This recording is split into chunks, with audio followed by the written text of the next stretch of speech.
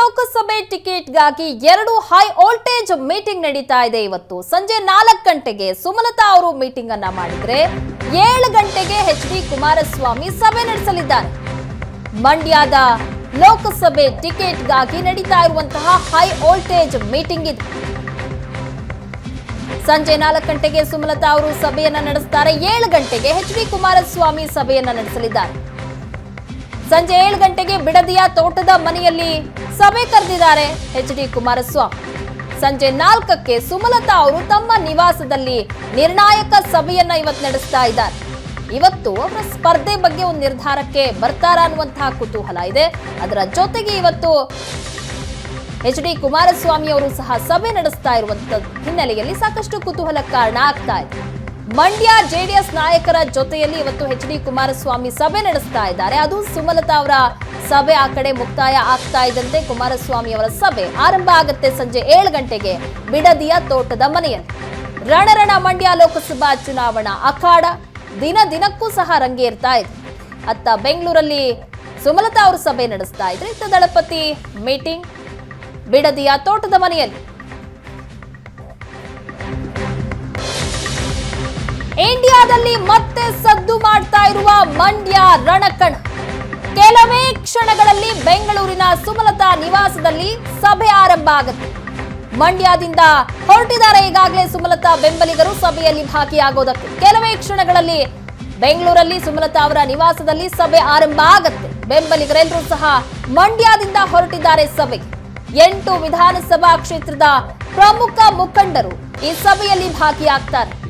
ಸಂಜೆ ಇಂಡುವಾಳು ಸಚ್ಚಿದಾನಂದ ಸುಮಲತಾ ಮನೆಗೆ ಆಗಮಿಸಲಿದ್ದಾರೆ. ದರ್ಶನ್ ಜೊತೆಗೆ ಸಚ್ಚಿದಾನಂದ ಸಭೆಗೆ ಆಗಮಿಸುವಂತಹ ಸಾಧ್ಯತೆ ಇದೆ. ಒಟ್ಟು 8 ವಿಧಾನಸಭಾ ಕ್ಷೇತ್ರದ ಪ್ರಮುಖ ಮುಖಂಡರು ಇವತ್ತು ಸುಮಲತಾ ಅವರನ್ನ ಭೇಟಿಯಾಗಿ ಆ ಸಭೆಯಲ್ಲಿ ಭಾಗಿಯಾಗಿ ಲೋಕಸಭಾ ಚುನಾವಣೆ ಟಿಕೆಟ್ ಸಿಗೋ ವಿಚಾರಕ್ಕೆ ಸಂಬಂಧಪಟ್ಟಂತೆ ಸಾಧಕ ಬಾಧಕಗಳ ಬಗ್ಗೆ ಚರ್ಚೆಯನ್ನ ನಡೆಸಲಿದ್ದಾರೆ. ಸಂಜೆ ಇಂಡುವಾಳು ಸಚ್ಚಿದಾನಂದ ಸಹ ಸುಮಲತಾ ಮನೆಗೆ ಆಗಮಿಸುವಂತಹ ಸಾಧ್ಯತೆ ಇದೆ. ದರ್ಶನ್ ಜೊತೆಗೆ ಸಚ್ಚಿದಾನಂದ ಸಭೆಗೆ ಆಗಮಿಸುವ ಸಾಧ್ಯತೆ ಇದೆ.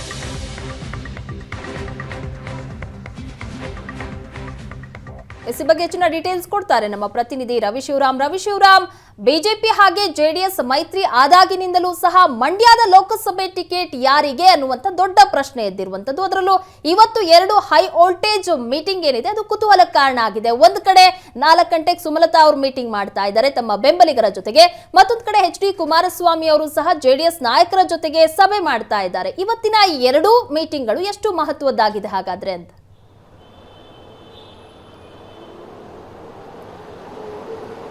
ಪ್ರಗತಿ, ಲೋಕಸಭಾ ಚುನಾವಣೆ ಹತ್ತಿರ ಆಗ್ತಾ ಇದ್ದಂತೆ ಸಹಜವಾಗಿ ಬಿಜೆಪಿ ಮತ್ತು ಜೆಡಿಎಸ್ ಮೈತ್ರಿ ಆಗಿರುವ ಹಿನ್ನೆಲೆಯಲ್ಲಿ ಈ ಬಾರಿ ಯಾರ್ಯಾರಿಗೆ ಯಾವ್ಯಾವ ಕ್ಷೇತ್ರವನ್ನು ಕೊಡ್ತಾರೆ ಎನ್ನುವಂಥ ಕುತೂಹಲ ಸಹಜವಾಗಿದೆ. ಈಗ ಪಾರ್ಟಿಯಲ್ಲಿ ಆಗ್ತಿರುವಂಥ ಚರ್ಚೆ ಇರಬಹುದು, ಸಾರ್ವಜನಿಕ ವಲಯದಲ್ಲಿ ವ್ಯಕ್ತ ಆಗಿರುವಂಥ ಅಭಿಪ್ರಾಯಗಳಿರಬಹುದು. ಜೆಡಿಎಸ್ಗೆ 2 ಕ್ಷೇತ್ರ ಅಥವಾ 3 ಕ್ಷೇತ್ರವನ್ನು ಕೊಡ್ತಾರೆ ಎನ್ನುವಂಥದ್ದು ಸದ್ಯದ ಬಹಳ ಚರ್ಚಿತ ವಿಚಾರ. ಅದು ಹಾಸನವನ್ನು ಕೊಡ್ತಾರೋ, ಮಂಡ್ಯವನ್ನು ಕೊಡ್ತಾರೋ, ಜೊತೆಗೆ ಬೆಂಗಳೂರು ಗ್ರಾಮಾಂತರವನ್ನು ಜೆಡಿಎಸ್ಗೆ ಬಿಟ್ಟುಕೊಡ್ತಾರೆ ಎನ್ನುವಂಥದ್ದು ಪ್ರತಿದಿನವೂ ಆಗ್ತಾ ಇದೆ. ಆದರೆ ನಮಗಿರುವಂಥ ಒಂದಿಷ್ಟು ಮಾಹಿತಿಯ ಪ್ರಕಾರ ಹಾಸನ ಮತ್ತು ಒಂದು ಕೋಲಾರವನ್ನು ಬಿಟ್ಕೊಡ್ಬೇಕು ಎನ್ನುವಂಥ ಒಂದು ಯೋಚನೆ ಬಿಜೆಪಿಯ ಹೈಕಮಾಂಡ್ಗೆ ಇದೆ ಎನ್ನುವಂಥದ್ದು ಸದ್ಯದ ವರ್ತಮಾನ. ಇದರ ಬೆನ್ನಿಗೆ ಮೊನ್ನೆ ಕೂಡ ಕುಮಾರಸ್ವಾಮಿ ಅವರು ಅಮಿತ್ ಶಾ ಅವರನ್ನು ಭೇಟಿ ಮಾಡಿದರು. ಆದರೆ ಆ ಭೇಟಿ ಕೇವಲ ರಾಜ್ಯಸಭಾ ಚುನಾವಣೆಗೆ ಮಾತ್ರ ಸೀಮಿತವಾಗಿತ್ತು ಎನ್ನುವಂಥದ್ದು ಮಾಹಿತಿಯೂ ಹೌದು. ಜೊತೆಗೆ ಕುಮಾರಸ್ವಾಮಿ ಅವರು ಕೂಡ ಆ ಬಗ್ಗೆ ಸ್ಪಷ್ಟನೆಯನ್ನು ಮಾಧ್ಯಮಗಳಿಗೆ ಕೊಟ್ಟಿದ್ದಾರೆ. ರಾಜ್ಯಸಭಾ ಚುನಾವಣೆ ಸಂಬಂಧ ಚರ್ಚೆಯನ್ನು ಮಾಡಿದ್ವಿ, ಲೋಕಸಭಾ ಚುನಾವಣೆಯ ಸೀಟು ಹಂಚಿಕೆಯನ್ನು ಮಾರ್ಚ್ ಮೊದಲ ವಾರದಲ್ಲಿ ಮಾಡ್ತೀವಿ ಹೇಳುವಂಥ ಮಾತುಗಳನ್ನು ಕೂಡ ಕುಮಾರಸ್ವಾಮಿ ಅವರು ಹೇಳಿದ್ದಾರೆ. ಈಗ ಮಂಡ್ಯದ ವಿಚಾರಕ್ಕೆ ಬರೋದಾದರೆ, ಮಂಡ್ಯದಲ್ಲಿ ಸುಮಲತಾ ಅವರು ಕಳೆದ ವಿಧಾನಸಭಾ ಚುನಾವಣೆಯ ಸಂದರ್ಭದಲ್ಲಿ ಪ್ರಧಾನಿ ನರೇಂದ್ರ ಮೋದಿ ಅವರ ಸಮ್ಮುಖದಲ್ಲಿ ಬಿಜೆಪಿಗೆ ಬೆಂಬಲವನ್ನು ಘೋಷಣೆ ಮಾಡಿದರು. ಬೆಂಬಲವನ್ನು ಘೋಷಣೆ ಮಾಡಿದರ ಜೊತೆಗೆ ಬಿಜೆಪಿ ಮತ್ತು ಜೆಡಿಎಸ್ ತುರುಸಿನ ಪೈಪೋಟಿಯನ್ನು ವಿಧಾನಸಭಾ ಚುನಾವಣೆಯಲ್ಲಿ ಮಾಡಿತು.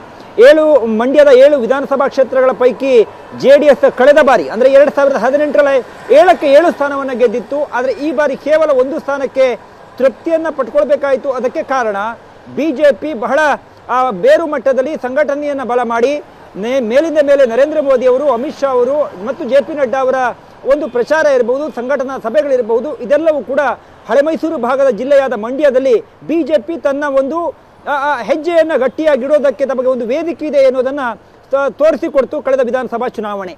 ಈಗ ವಿಧಾನಸಭಾ ಚುನಾವಣೆ ಮುಕ್ತಾಯವಾಯಿತು. JDS ಅಲ್ಲಿ ಬಹಳ ಕಡಿಮೆ ಸೀಟನ್ನು ಅಂದರೆ 1 ಸ್ಥಾನವನ್ನು ಗೆಲ್ತು. ಲೋಕಸಭಾ ಚುನಾವಣೆ ಆಗ್ತಾ ಇದ್ದಂತೆ BJP ಮತ್ತು JDS ಮೈತ್ರಿಯನ್ನು ಮಾಡಿಕೊಳ್ತು. ಈಗಿರುವ ಪ್ರಶ್ನೆ ಏನು, ಮಂಡ್ಯವನ್ನು JDSಗೆ ಬಿಟ್ಕೊಡ್ಬೇಕೋ ಅಥವಾ ಸುಮಲತಾ ಅವರು ವಿಧಾನಸಭಾ ಚುನಾವಣೆ ಸಂದರ್ಭದಲ್ಲಿ ಅಂದರೆ ಮಂಡ್ಯದಂಥ ಜಿಲ್ಲೆಯಲ್ಲಿ BJPಗೆ ಅವರು ಬೆಂಬಲವನ್ನು ಕೊಟ್ಟಿರೋದ್ರಿಂದ ಅವರಿಗೆ ಕ್ಷೇತ್ರವನ್ನು ತಪ್ಪಿಸಿದರೆ ಸರಿಯಲ್ಲ ಎನ್ನುವಂಥ ಅಭಿಪ್ರಾಯವು ಕೂಡ ಪಾರ್ಟಿಯ BJPಯಲ್ಲಿ ನಡೀತಾ ಇದೆ. ಇದರ ಮಧ್ಯದಲ್ಲಿ ನರೇಂದ್ರ ಮೋದಿ ಅವರನ್ನು ಸುಮಲತಾ ಅವರು ಭೇಟಿ ಮಾಡಿದರು. ಮುಂದೆ ಎಲ್ಲರೂ ಒಟ್ಟಾಗಿ ಕೆಲಸ ಮಾಡುವಂಥ ಅವಕಾಶಗಳು ಸಿಗುತ್ತೆ ಅನ್ನುವಂಥ ಟ್ವೀಟ್ ಮಾಡಿದರು. ಅದರ ಅರ್ಥ ನರೇಂದ್ರ ಮೋದಿ ಅವರಿಂದ ಇರಬಹುದು ಅಥವಾ BJP ಹೈಕಮಾಂಡ್ನಿಂದ ತನಗೆ ಮಂಡ್ಯದಲ್ಲಿ ಟಿಕೆಟ್ ಸಿಗುತ್ತೆ ಅನ್ನುವಂಥ ಮಾತುಗಳನ್ನು ಬಹಳ ಸೂಚ್ಯವಾಗಿ ಹೇಳಿದರು. ಈಗ ಅದಾದ ಬೆನ್ನಲ್ಲೇ ಮಂಡ್ಯವನ್ನು BJPಗೆ ಅಥವಾ ಸುಮಲತಾ ಅವರಿಗೆ ಕೊಡ್ತೀವಿ ಎನ್ನುವಂಥ ಮಾತುಗಳನ್ನು ಬಹಳ ಸೂಚ್ಯವಾಗಿ ದೇವೇಗೌಡರಿಗೂ ಕೂಡ ತಿಳಿಸಿದ್ದಾರೆ ಎನ್ನುವಂಥದ್ದು ಮಾಹಿತಿ. ಹೀಗಾಗಿ ಇವತ್ತು ಮಂಡ್ಯಕ್ಕೆ ಸಂಬಂಧಪಟ್ಟಂತೆ ಸುಮಲತಾ ಅವರು ತಮ್ಮ ನಿವಾಸದಲ್ಲಿ ಸಭೆಯನ್ನು ಕರೆದಿದ್ದಾರೆ. ಮಧ್ಯಾಹ್ನ 4 ಗಂಟೆಗೆ ಸಭೆ ಆರಂಭ ಆಗುತ್ತೆ. ಸಭೆಗೆ ಚಿತ್ರತಾರೆ ದರ್ಶನ್ ಅವರು ಕೂಡ ಬರ್ತಾರೆ ಎನ್ನುವಂಥ ಮಾಹಿತಿ ಇದೆ. ಜೊತೆಗೆ ಸಚ್ಚಿದಾನಂದ್ ಅವರು ಕಳೆದ ವಿಧಾನಸಭಾ ಚುನಾವಣೆ ಸಂದರ್ಭದಲ್ಲಿ ಉತ್ತಮವಾದ ಮತವನ್ನು BJPಯಿಂದ ಪಡೆದಿದ್ರು. ಆದರೆ ಕಳೆದ ಲೋಕಸಭಾ ಚುನಾವಣೆಯ ಸಂದರ್ಭದಲ್ಲಿ ಸುಮಲತಾ ಅವರಿಗೆ ಬೆನ್ನಿಗೆ ಗಟ್ಟಿಯಾಗಿ ನಿಂತಿದ್ದಂಥ ಸಚ್ಚಿದಾನಂದ್ ಅವರು ನಂತರ ದಿನಗಳಲ್ಲಿ ಸುಮಲತಾ ಅವರ ನಡುವೆ ರಾಜಕೀಯವಾಗಿ ಒಂದಿಷ್ಟು ಸಂಬಂಧಗಳು ಹೊಳೆಸಿದಿವೆ ಎನ್ನುವಂಥ ಮಾತುಗಳನ್ನು ಅಲ್ಲಿಯ ಸ್ಥಳೀಯ BJP ಹೇಳುತ್ತೆ, JDS ಹೇಳ್ತಾ ಇದ್ವು ಮತ್ತು ಅಲ್ಲಿಯ ಸ್ಥಳೀಯ ಕಾರ್ಯಕರ್ತರು ಕೂಡ ಅದೇ ಅಭಿಪ್ರಾಯವನ್ನು ವ್ಯಕ್ತಪಡಿಸ್ತಾ ಇದ್ರು. ಜೊತೆಗೆ ಬಹಳ ಇಂಟ್ರೆಸ್ಟಿಂಗ್ ಅಂತ ಹೇಳಿದರೆ ಈ ಸುಮಲತಾ ಅವರು ಮತ್ತು ಸಚ್ಚಿದಾನಂದ್ ಅವರ ರಾಜಕೀಯ ಸಂಬಂಧಗಳು ಅಷ್ಟೊಂದು ಉತ್ತಮವಾಗಿಲ್ಲ ಎನ್ನುವ ಕಾರಣಕ್ಕೋಸ್ಕರ ಕಳೆದ 2-3 ದಿನಗಳ ಹಿಂದೆ ಸ್ವತಃ ಸಿನಿಮಾ ತಾರೆಯಾಗಿರುವಂಥ ದರ್ಶನ್ ಅವರೇ ಸಚ್ಚಿದಾನಂದ್ ಅವ್ರನ್ನ ಭೇಟಿಯನ್ನು ಮಾಡಿ ಸುಮಲತಾ ಅವರಿಗೆ ತಾವು ಬೆಂಬಲವಾಗಿ ನಿಂತ್ಕೊಳ್ಬೇಕು, ಚುನಾವಣೆಯಲ್ಲಿ ಕೆಲಸವನ್ನು ಮಾಡಬೇಕು ಅನ್ನುವಂಥ ಮನವಿಯನ್ನು ಕೂಡ ಮಾಡಿದ್ದಾರೆ ಎನ್ನುವಂಥದ್ದನ್ನು ನಮ್ಮ ಮಂಡ್ಯ ವರದಿಗಾರ ನಂದನ್ ಅಷ್ಟೇ ಮೊನ್ನೆ ಸುದ್ದಿಯನ್ನು ಕೊಟ್ಟಿದ್ರು. ಹೀಗಾಗಿ ಆ ಮಾಹಿತಿಯನ್ನು ಆಧರಿಸಿ ಹೇಳೋದಾದರೆ ಇವತ್ತು ಸಚ್ಚಿದಾನಂದ್ ಅವರು ಕೂಡ ಸಭೆಗೆ ಬರ್ತಾ ಇದ್ದಾರೆ. ಕಳೆದ ಲೋಕಸಭಾ ಚುನಾವಣೆಯ ಸಂದರ್ಭದಲ್ಲಿ ಸುಮಲತಾ ಅವರು ಗೆದ್ದಿದ್ದು ಅದು ಬೇರೆಯ ಒಂದು ವಿದ್ಯಮಾನ ಮತ್ತು ಸನ್ನಿವೇಶಗಳು.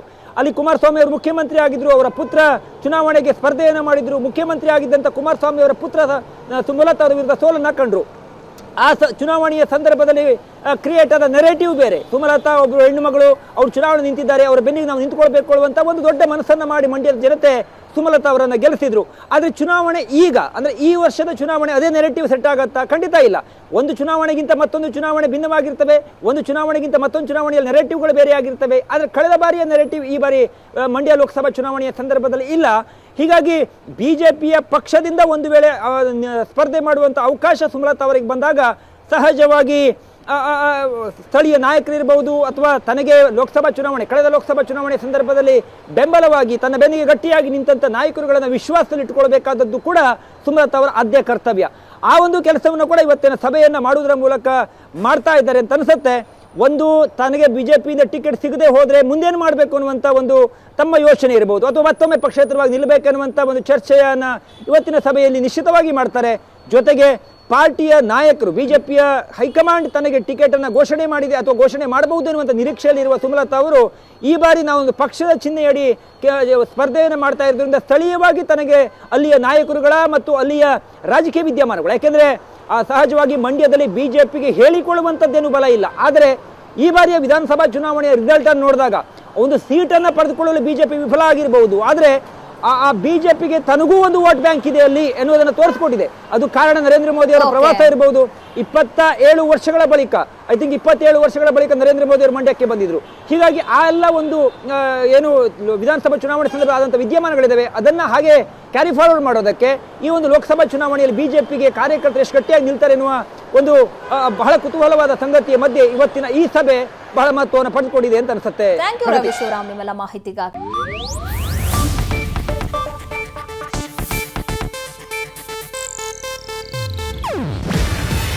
ಇದು ಏಷ್ಯಾನೆಟ್ ನ್ಯೂಸ್ ನೆಟ್ವರ್ಕ್ ಪ್ರಸ್ತುತಿ. ನೀವು ನೋಡ್ತಿದ್ದೀರಾ ಏಷ್ಯಾನೆಟ್ ಸುವರ್ಣ ನ್ಯೂಸ್.